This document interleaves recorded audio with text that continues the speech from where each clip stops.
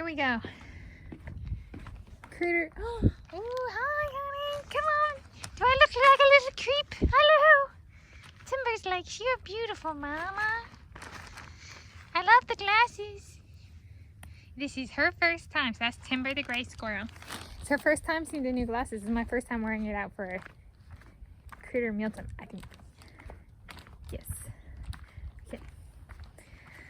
I am wearing my Polish sheep herding Sterkowski made in Poland hat again. Third video of the day. I'll link to, it's actually my fourth video. My first video wearing this hat was in a video here on YouTube. Was I think period. Possibly? Okay. Was in 2020. Yeah, a while ago. So I'll link to the other 3 videos where I wear this. And today is Saturday, 30 September 2023. It's a little breezy, so I've got to lock the gate. Okay, friends. Do you like my attire? The glasses, the jersey, the everything. They're like, when do we get ours? Oops, sorry. Come on. Oh, do you want a second one? Come on, come on. Here's a small one.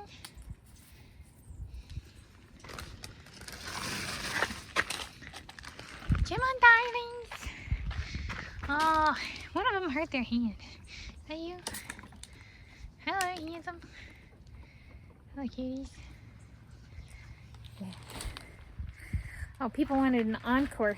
So, about the Nobel Prize stuff in physics. So my warm dense matter, carbon monoxide, interior of Uranus. I actually did a project on Uranus. So where's my connection with that planet? I think it goes back to when I was like approximately 7 or 8 years old. And it was 3rd grade. And we all had to choose a planet in the solar system to do a project on.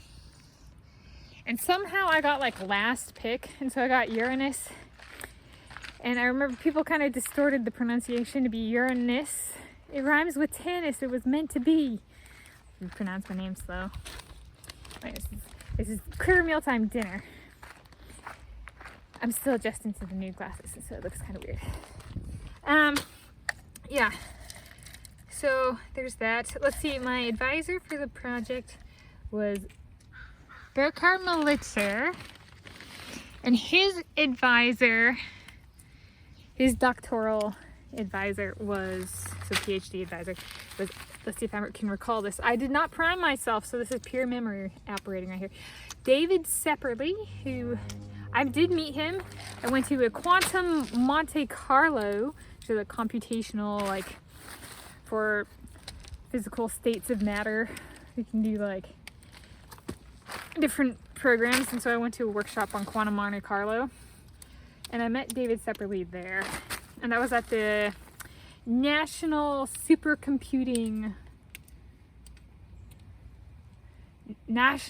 for Supercomputing Applications or something like that at the University of Illinois, Urbana-Champaign. And that was 2016. Yes. And let's see. Yeah, and they, for his doctoral, his PhD, Burkhard Melitzer worked on the states of matter,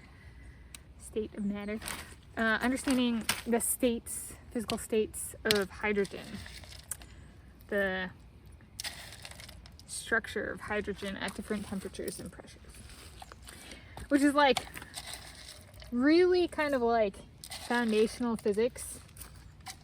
Really big deal, really well cited kind of stuff. Yes. So there's that. And then there's like, I don't know, on one of my movie watch lists before, it's kind of quiet, so I'm working at, this is where we're at. It looks pretty good. Particle fever, about particle physics. So my computational physics teacher in undergrad was Peter Gorham, who was an astrophysicist. He did experimental astrophysics in Antarctica, if I'm recalling correctly, his experiments were.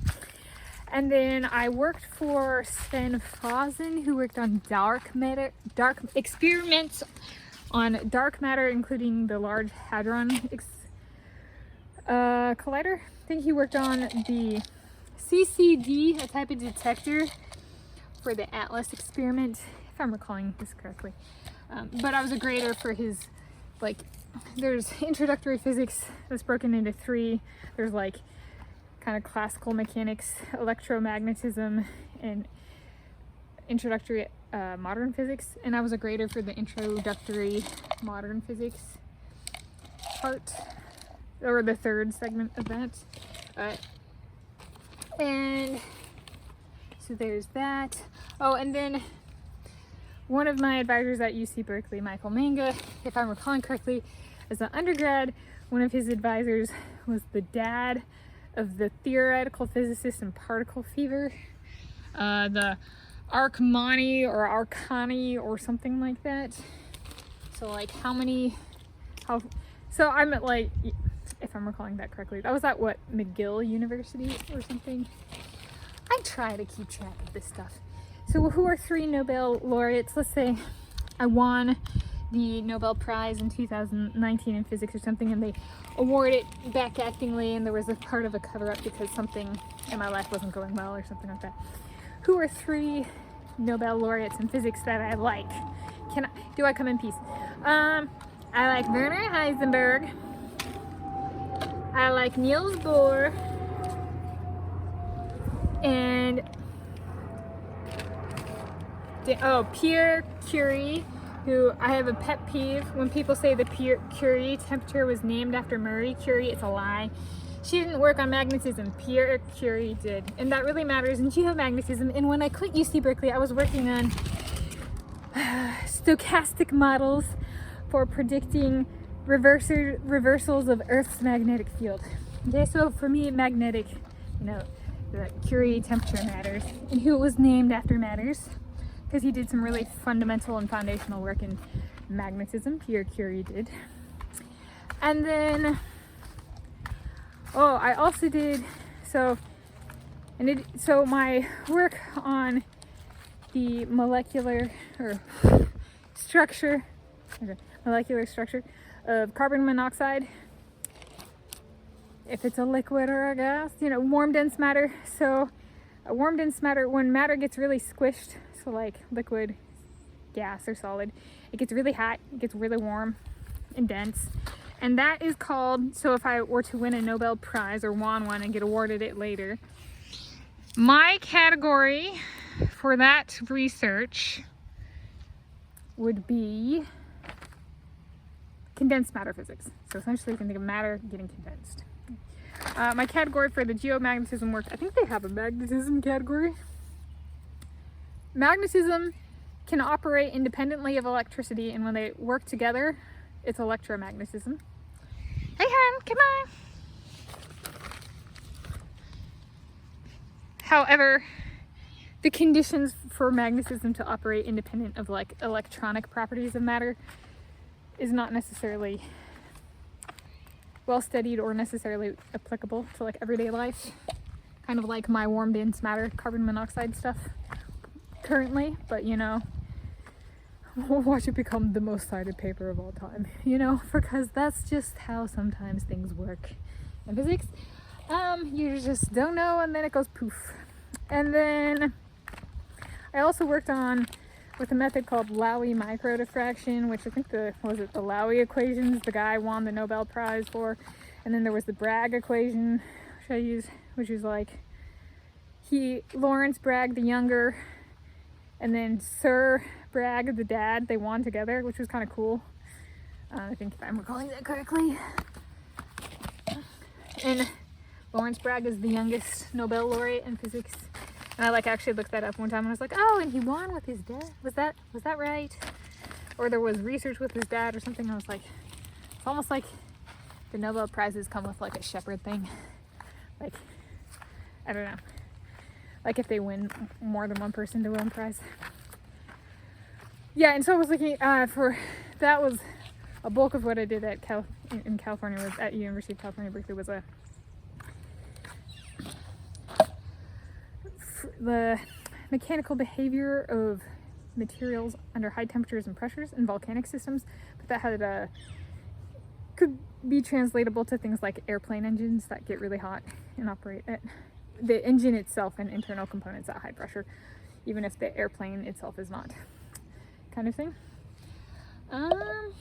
Which carries on my multi-generational legacy of dad working as a model maker and then decision analysis and business strategist at Boeing, and my granddad being a fighter pilot in the Navy, and then me working on high temperature, high pressure materials relevant for airplane engines. So at least 3 generations for our aerospace legacy. And this land used to belong to William Boeing, the founder of Boeing. So the critters come into play. Yeah, for my aerospace legacy. Yeah. But that was in physics, that would be experimental work. I was doing work with X-rays and stuff at synchrotron, Advanced Light Source, Lawrence Berkeley National Laboratory. Yeah. I also went to Lawrence Livermore Laboratory a few times, and then I got in trouble for taking a picture of geese, but then I didn't take the picture down because they were like, that'd make more trouble. And I remember after I took the picture of geese and posted it, I took a picture of Donna Strickland was going to give a talk there, and I took a picture of the sign because I was like, oh look, a woman won the Nobel Prize in physics. And then I remembered I wasn't supposed to take pictures, so I deleted the picture. Yeah. And then watch UC Berkeley come back and be like, if I win the Nobel Prize in physics for that paper that I published with my affiliation as UC Berkeley, watch them come back and be like, here's your PhD. Burkhard Molitzer, if he says yes as my advisor, you know, I get a world's shortest PhD in length. The paper was like, what, less than 4 pages when it was published. And it was just me as first author and Burkhard Molitzer as second author. It was a short paper. High Energy Density Physics was the name of the journal. High energy density physics, yes, but more specifically condensed matter physics. Yeah. Oh, and we got some latecomers. We got a bunny rabbit. And where'd it go? Oh, it flew off, dang it. There was a junco. Look at that squirrel. You ready? Wait, come back here. Come back here.